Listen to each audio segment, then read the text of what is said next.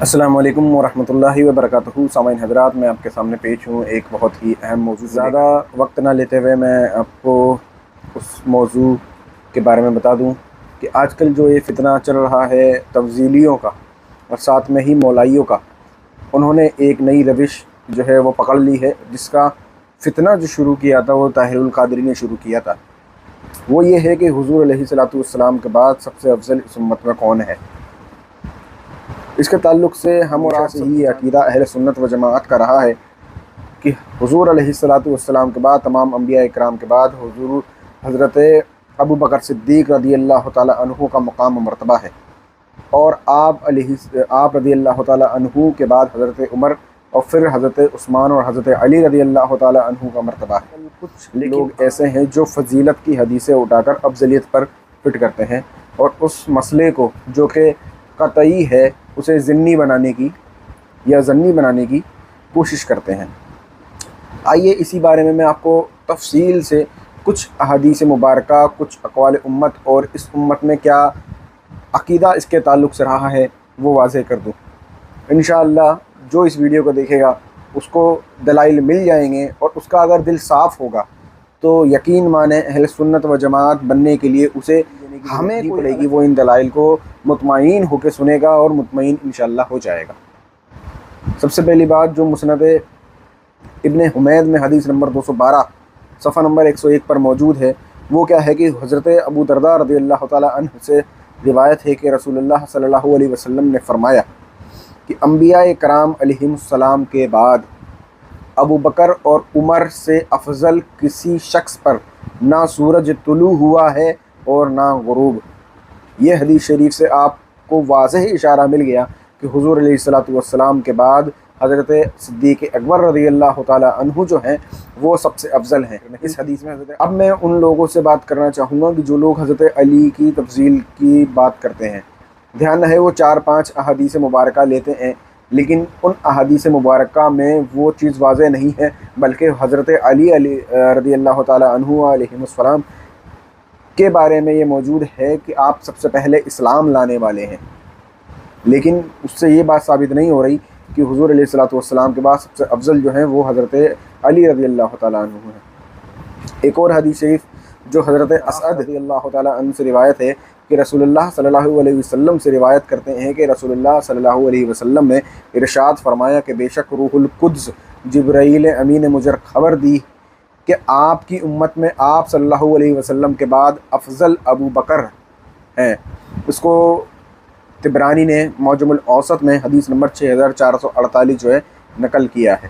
اسی طریقے سے اور بھی دوسری احادیث مبارکہ موجود ہیں جس کی میں ضرورت نہیں سمجھتا کہ میں آگے بتاؤں، کیونکہ بہت لمبی ویڈیو ہو جائے گی، لیکن اسی کے مسلم شریف کی حدیث موجود ہے، اس کے بعد بخاری شریف کی حدیث موجود ہے، اس کے بعد اور بھی دوسری کتب جیسے سنن نسائی وغیرہ کی بارے میں حدیث شریف موجود ہے۔ لیکن میں ایک حدیث جو کہ حضرت علی رضی اللہ تعالیٰ عنہ کے صاحبزادے حضرت محمد بن حنفیہ رضی اللہ تعالیٰ عنہ سے روایت ہے، یعنی آپ کے گھر کی روایت موجود ہے، جو بخاری شریف میں فضائل الصحابہ میں موجود ہے، حدیث نمبر 3671۔ یہ حدیث شریف میں حضرت محمد بن حنفیہ رضی اللہ تعالیٰ عنہ جو کہ حضرت علی کے بیٹے ہیں، وہ حضرت کیا فرماتے ہیں کہ حضرت محمد بن حنفیہ رضی اللہ تعالیٰ عنہ فرماتے ہیں کہ میں نے اپنے باپ حضرت علی رضی اللہ تعالیٰ عنہ سے عرض کی کہ رسول پاک صلی اللہ علیہ وسلم کے بعد لوگوں میں سب سے بہتر، تو آپ نے جواب دیا کہ حضرت ابو بکر۔ میں نے عرض کی پھر کون؟ فرمایا حضرت عمر رضی اللہ تعالیٰ عنہ۔ سبحان اللہ، یہ آپ دیکھیں کہ حضرت علی نے خود فرمایا کہ میرے سے افضل کون ہے۔ جب یہ حدیث شریف مل گئی تو اب تفضیلیوں اور مولائیوں کو کیا رہ جاتا ہے یہ بات کرنے کا؟ ہاں، اگر آپ شیعہ ہو تو آپ اپنی جو باتیں کرنے ہیں وہ کرو، ہم تو اہل سنت کی بات کر رہے ہیں۔ شیعوں سے نمٹنے کا طریقہ دوسرا ہے، ان کے دلائل دوسرے ہیں، لیکن ہم جب بات کرتے ہیں اہل سنت کی، جب اہل سنت کا لبادہ اوڑھ کے شیعیت اور مولائیت پھیلتی ہے تو اہل سنت میں جو درار پیدا کی جاتی ہے تو دلائل بھی اہل سنت کے ہی دیے جائیں گے۔ تو یہ حدیث شریف بخاری شریف میں موجود ہے جو حضور علیہ الصلوۃ والسلام کے سب سے پیارے صحابی رضی اللہ تعالیٰ عنہ حضرت عمر رضی اللہ تعالیٰ عنہ کے بارے میں، جو کہ حضور علیہ الصلوۃ والسلام کے سب سے پیارے داماد حضرت علی رضی اللہ تعالیٰ عنہ سے روایت ہے۔ اس کے بعد میں آپ کے سامنے جب یہ میں نے حدیثیں بیان کر دیں تو اور بھی دوسری احادیث مبارکہ ہیں، لیکن میں اس کو چھوڑتے ہوئے آگے بڑھتا ہوں کہ علماء امت کا اس کے اوپر کیا عقیدہ اور اجماع رہا ہے۔ تو حضرت عبداللہ ابن عمر رضی اللہ تعالیٰ عنہ سے روایت ہے کہ حضور علیہ الصلوۃ والسلام کے زمانے میں کسی کو حضرت ابوبکر صدیق کے برابر نہیں سمجھتے تھے، پھر حضرت عمر، پھر حضرت عثمان، ہم رسول اللہ صلی اللہ علیہ وسلم کے صحابہ کو چھوڑ دیتے تھے، ان کے مابین معاملہ نہیں کرتے تھے۔ بحوالہ ہے یہ بخاری شریف حدیث نمبر 3658، 3677، اور مسند احمد بن حنبل میں بھی یہ حدیث موجود ہے۔ کس کی ہے؟ حضرت عبداللہ ابن عمر کی۔ اب یہ کہیں گے کہ گھر کی روایت ہے، حضرت عبداللہ ابن عمر جو ہیں حضرت عمر کے بیٹے ہیں، تو انہوں نے، لیکن اب جب بات کرتے ہیں ہم اہل سنت کی، جب ہم بات کرتے ہیں اہل سنت کی، تو دھیان رکھیں امام اعظم ابو حنیفہ، امام مالک، امام شافعی اور امام احمد بن حنبل کے مقلدوں میں سے ہی کسی کا مقلد وہ شخص ہوگا جو کہ اہل سنت سے تعلق رکھتا ہوگا۔ تو جو اہل سنت سے تعلق رکھتا ہے، میں اس کو یہ بتا دوں کہ اکثریت پاک و ہند میں جو ہے امام اعظم ابو حنیفہ کے ماننے والوں کی ہے، اور اسی لیے میں امام اعظم ابو حنیفہ رضی اللہ تعالیٰ عنہ کا قول اور آپ کا جو عقیدہ ہے وہ واضح کر دوں کہ آپ فرماتے ہیں کہ رسول اللہ صلی اللہ علیہ وسلم کے بعد سب لوگوں سے افضل حضرت ابوبکر صدیق رضی اللہ تعالیٰ عنہ، پھر حضرت عمر فاروق رضی اللہ تعالیٰ عنہ، پھر حضرت عثمان غنی رضی اللہ تعالیٰ عنہ، اور پھر مولا علی رضی اللہ تعالیٰ عنہم ہیں۔ فقہ الاکبر صفحہ نمبر 6 پر یہ بات موجود ہے، جسے دیکھنی ہو امام اعظم کے عقیدے میں۔ دھیان رہے میں اہل سنت کی بات کر رہا ہوں، تو اہل سنت حجت ہے، اہل سنت پر حجت ہے امام اعظم ابو حنیفہ کی باتیں ماننا۔ اس کے بعد حضور غوث اعظم رضی اللہ تعالیٰ عنہ کیا فرماتے ہیں کہ تمام لوگوں میں افضل حضرت ابوبکر ہیں، پھر حضرت عمر ہیں، پھر حضرت عثمان ہیں، اور پھر حضرت علی ہیں۔ گنیت الطالبین میں یہ والی بات موجود ہے، آپ جا کے دیکھیں۔ اس امت میں فتنے ڈالے جا رہے ہیں، تو ان علماء کرام کی، ان امت کے اولیاء کرام کی باتیں کیوں نہیں مانی جا رہی؟ اپنا ہی عقیدہ کیوں بنانا ہے؟ دھیان رکھیں، جب اپنا عقیدہ بنا لو گے آپ، تو حضور علیہ الصلوۃ والسلام کی حدیث کے مطابق آپ نے وہ نیا فرقہ جنم دے دیا ہے، اور وہ نیا فرقہ آپ کو صرف جہنم میں لے کے جائے گا، آپ کو جنت میں وہ نہیں لے جائے گا۔ تو بہتر یہ ہے کہ جو علماء کرام کے عقیدے پہلے سے رہے، جو اکابرین امت رہے، ان کے حساب سے جو عقیدے ہیں وہی آپ رکھیں۔ اگر الگ آپ ہوئے تو اس جماعت سے آپ الگ ہو گئے، اور جب آپ اس جماعت سے الگ ہو گئے تو دھیان رہے کہ آپ کا جو مقام آخری ہوگا وہ جہنم ہوگا۔ تو اس سے اپنے آپ کو بچائیں، اور اہل سنت و جماعت کے جو اصلی عقائد اہل سنت کے اماموں نے بیان کرے اس کے اوپر رہیں۔ دھیان رہے میں نے آپ کو امام اعظم ابو حنیفہ، حضرت عبداللہ ابن عمر رضی اللہ تعالیٰ عنہ جو صحابی رسول ہیں، اس کے بعد حضرت حنیفہ جو کہ جن کے ہم مقلد ہیں، جو کہ مجتہد ہیں، اور اس کے بعد حضور غوث اعظم رضی اللہ تعالیٰ عنہ کی بات بھی میں نے آپ کے سامنے واضح کر دی ہے کہ حضور غوث پاک جو ہیں وہ اولیاء کرام کے سردار ہیں، حضور غوث الاعظم ہیں، تو ان کا عقیدہ بھی میں نے آپ کے سامنے بیان کر دیا۔ اب امت کے اندر سب سے بڑے اماموں کے اندر جن کا نام آتا ہے امام محمد غزالی رضی اللہ تعالیٰ عنہ، آپ فرماتے ہیں کہ حضور علیہ الصلوۃ والسلام کے بعد تمام لوگوں میں سب سے افضل حضرت ابوبکر ہیں، پھر حضرت عمر، پھر حضرت عثمان، پھر حضرت علی۔ پس جس شخص نے بھی ان سب پر عقیدہ رکھا، یقین کے ساتھ وہ اہل حق ہے اور اہل سنت و جماعت سے ہو گیا، اور گمراہ گروہ اور بد مذہب کی جماعت سے علیحدہ ہو گیا۔ دھیان رہے کہ یہاں پہ امام غزالی نے فرما دیا، کیا فرما دیا؟ کہ مولائی بد مذہب ہیں، شیعہ بد مذہب ہیں، جو رافضی ہیں وہ بد مذہب ہیں۔ اب اپنے آپ کو سنی کہنے والے کا بھی عقیدہ ہو تو وہ بھی بد مذہب ہو گیا۔ کیوں؟ کیونکہ یہ مسئلہ جو ہے وہ قطعی ہے، ضمنی نہیں ہے۔ یہ بات احیاء العلوم میں جلد 1 صفحہ نمبر 126 پر موجود ہے۔ غزالی کو مانا جائے نا، اس کے بعد امت کے بڑے جو علماء کرام اور جو صوفیاء کرام ہیں، ان میں حضرت نصیر الدین چراغ دہلوی رحمۃ اللہ تعالیٰ علیہ کا نام موجود ہے۔ آپ فرماتے ہیں اپنی کتاب میں کہ ہمارا سچا عقیدہ یہ ہے کہ تمام صحابہ کرام سے افضل حضرت ابوبکر ہیں، پھر حضرت عمر ہیں، پھر حضرت عثمان ہیں، اور پھر حضرت مولا علی رضی اللہ تعالیٰ عنہ ہے۔ یہی عقیدہ حضرت سید اشرف جہانگیر سمنانی مخدوم سمنا نے بھی ذکر فرمایا ہے، اور آپ نے اپنے عقیدے میں جو باتیں ہیں اس کے اندر اس بات کو بھی تحریر فرمایا ہے۔ آپ صرف حوالہ لکھیں کہ بشارت المریدین صفحہ نمبر 192 پہ آپ نے یہ بات لکھی۔ امام نصفی نے العقائد النصفیہ میں صفحہ نمبر 262 پہ یہ بات لکھی ہے۔ اس کے بعد امام جامی کی بات شواہد النبوہ میں صفحہ نمبر 92 پر موجود ہے۔ امام باقلانی جو کہ 403 ہجری کے امام ہیں، انہوں نے بھی یہی بات لکھی اور لکھا کہ یہ اعتقاد رکھنا واجب ہے کہ امیر المومنین حضرت ابوبکر صدیق رضی اللہ تعالیٰ عنہ انبیاء و مرسلین کے بعد تمام مہاجرین و انصار سے مقدم ہیں۔ الانصاف صفحہ نمبر 61 پر موجود ہے اس بات کو۔ دھیان رکھیں، آپ نے واجب لکھا اور واجب کا انکار کفر پہ آئے گا۔ اس کے بعد امام الحرمین ابو المعالی المتوفا 619 ہجری، انہوں نے بھی اسی بات کو لکھا۔ امام بیہقی نے اسی بات کو لکھا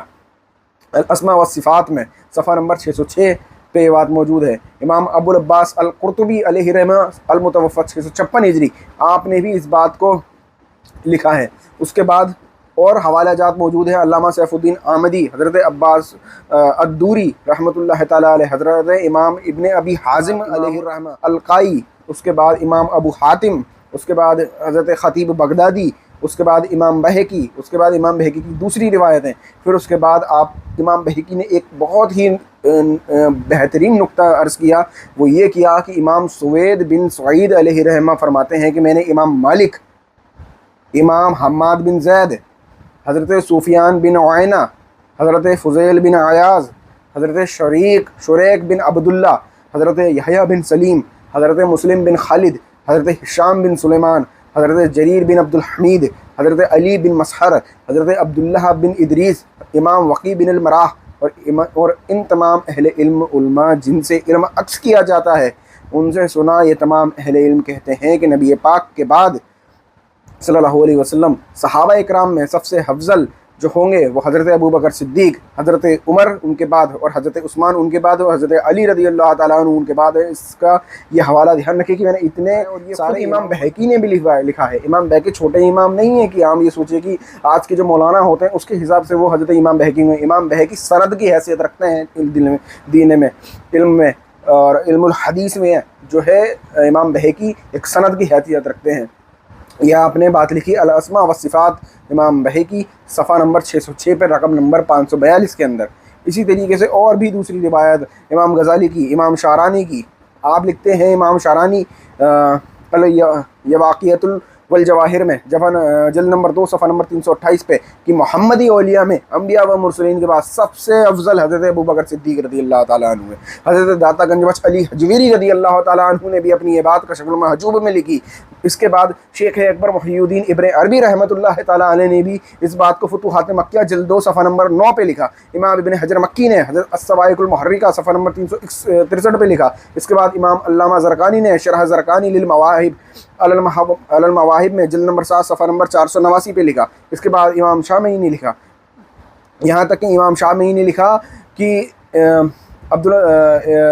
وہاب شارانی علیہ رحمہ کے حوالے سے لکھتے ہیں کہ شیخ حضرت علی الخواص علیہ رحمہ کا قول نقل کرتے ہیں۔ وہ کیا کہتے ہیں کہ حضور علیہ الصلوۃ والسلام کے بعد اس امت میں سب سے پہلے قطب یعنی غوث حضرت ابوبکر صدیق رضی اللہ تعالی عنہ ہیں۔ رسائل ابن عابدین جلد نمبر 2 صفحہ نمبر 275 پر یہ بات موجود ہے۔ امام شیخ محمد عبد الرؤوف مناوی علیہ الرحمہ فرماتے ہیں قطب وہ غوث ہوتا ہے اور وہ اپنے زمانے کا اولیاء کا سردار اور امام ہوتا ہے، اور کبھی وہ خلافت ظاہری سے بھی حاصل کر لیتا ہے جیسا کہ اس نے خلافت باطنی حاصل کی ہوتی ہے، جیسے حضرت شیخین رضی اللہ تعالیٰ عنہ حضرت ابوبکر صدیق، حضرت عمر، حضرت علی، امام حسن اور حضرت عمر بن عبد العزیز رحمۃ اللہ تعالیٰ علیہ کو خلافت باطنی کے ساتھ خلافت ظاہری بھی عطا ہوئی۔ یہ والی بات بھی اس کے اندر موجود ہے کہ حضور علیہ الصلوۃ والسلام کے بعد حضرت صدیق اکبر، ان کے بعد حضرت عمر، حضرت عثمان، حضرت علی کا مرتبہ ہے۔ یہ والی بات حضرت خواجہ باقی باللہ نے بھی عرض فرما دی اپنی کتاب کے اندر، مکتوبات خواجہ باقی باللہ صفحہ نمبر 112 پر موجود ہے۔ علامہ شہاب الدین خفاجی علیہ الرحمہ کی بھی یہی بات نسیم الریاض فی شرح شفا میں موجود ہے۔ امام محمد عبد الباقی الزرقانی نے بھی یہی بات لکھی، امام ابو طالب مکی نے بھی یہی بات لکھی، حضرت میر سید عبد الواحد بلگرامی علیہ الرحمہ نے بھی یہی بات لکھی سبع سنابیل شریف میں، حضرت مخدوم جہاں گشت علیہ الرحمہ نے بھی یہی بات لکھی، حضرت شرف الدین احمد یحییٰ منیری علیہ الرحمہ نے بھی یہی بات لکھی، حضرت شیخ فرید الدین عطار علیہ الرحمہ نے یہ بات لکھی، حضرت شیخ عبدالحق محدث دہلوی رحمۃ اللہ تعالیٰ علیہ نے یہ بات لکھی، امام شامی نے یہ والی بات لکھی، حضرت پیر مہر علی شاہ گولڑوی رحمۃ اللہ علیہ نے بھی یہ بات لکھی، آخر میں آ کے امام اہل سنت الشاہ امام احمد رضا خان فاضل بریلوی نے بھی یہ بات لکھی۔ تو یہ والے امام جو ہے، یہ والی باتیں جو ہیں وہ خود کتابوں میں موجود ہیں۔ اور دھیان ہے مولا علی رضی اللہ تعالیٰ عنہ کو حضرت ابوبکر سے افضل بتانے والا گمراہ ہے۔ اس کے اوپر علامہ شمس کہستانی نے یہ بات لکھی ہے کہ یہ سب جو باتیں کرے گا وہ گمراہ کہلائے گا۔ الاجبام النزائی کتاب السیر کے اندر یہ والی بات موجود ہے کہ وہ گمراہ ہے۔ مکتوبات امام ربانی جلد 1 صفحہ نمبر مکتوب نمبر 22 پر یہ والی بات موجود ہے۔ اس کے بعد رد المحتار باب التعزیر جلد 6 صفحہ نمبر 221 پہ یہ بات موجود ہے کہ ایسا شخص جو ہے وہ گمراہ ہے. اور میں نے دوسرے حوالے بھی پیش کیے جس کے اندر یہ بات واضح ہو جاتی ہے